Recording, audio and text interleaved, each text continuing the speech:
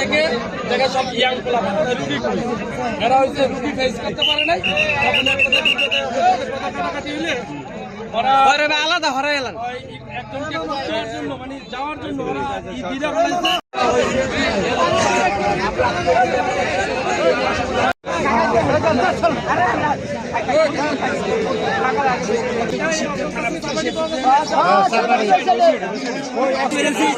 তাদের বাড়ি হচ্ছে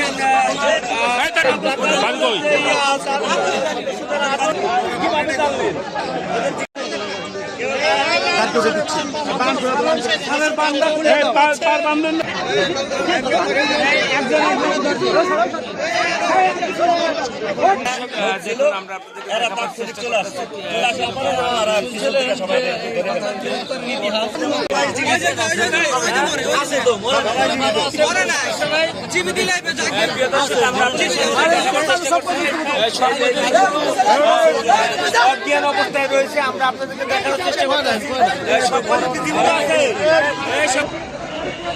দর্শক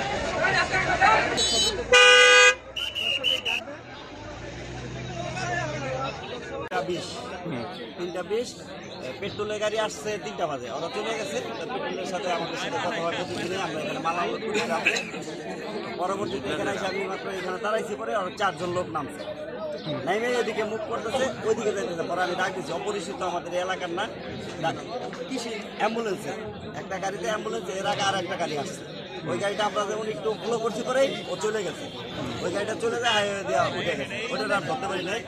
পরবর্তীতে অ্যাম্বুলেন্স থেকে নামছে পরে ওদের সন্দেহ হয়েছে ডাকছে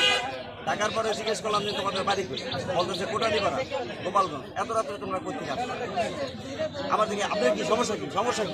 কি বলতে হবে আমাকে বলেন আরেকজনের কাছে আমারে বলেন আপনি কি কে আপনি মানি কি তোমরা কি সমস্যা কি তোমরা কই যাবা 500 যাবো 500 কি জন্য যাবা কার কাছে যাবা ভাই কি যেন একটা নাম বলছে আমার স্মরণ নাই পরে আমি তো ফোন দাও তারা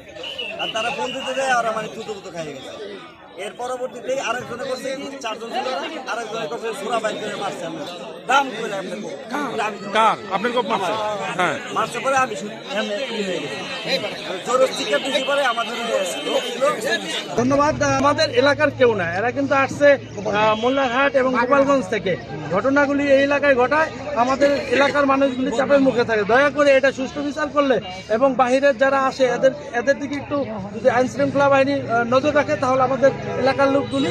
সুখে শান্তিতে বসবাস করতে পারবে।